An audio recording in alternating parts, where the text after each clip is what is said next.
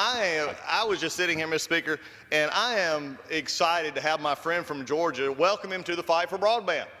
I've been leading on this fight now for several years, especially in my district, which is rural, which has a company called Windstream that does not provide for its citizens. I'm excited to have the acknowledgement that rural broadband is something that we need to be fighting for. When my district has areas in which they were supposed to be used, Windstream was supposed to use its Connect America funds to widen its footprint on rural broadband. Instead, they have shrunk it only to compete in areas where they're competing against other companies and only widening it in areas where they already had technology which they could have widened years before.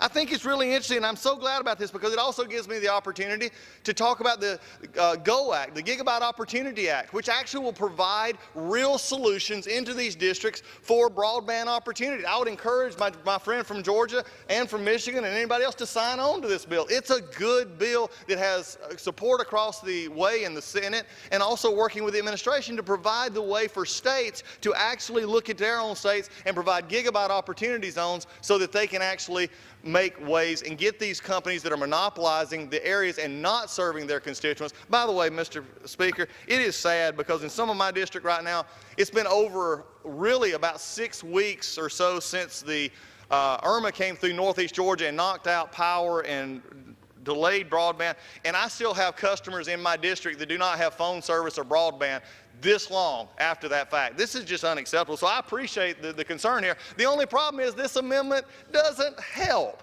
This amendment is not one that does. Again, it just is another amendment, unfortunately like the last amendment, that seeks less transparency and public participation. It does not do anything to discourage people from working to find rural broadband solutions. What this actually does is just, again, tries to seek less transparency instead of more. But I think there is a positive here. I choose to look at the positive. I disagree with this amendment and would ask it to be voted no, but I look at the positive to say, as someone from Georgia, we've got a fight we can connect on, and that is rural broadband, because there's no longer a digital divide. There is a hope and dream divide. It's not a digital divide. It's a hope and dreams for those students and those moms and those dads and those families in those areas that cannot access the internet. For me, it was a radio and a book. It took me all over the world. Nowadays, it is the internet and a phone where our students can actually get what they want.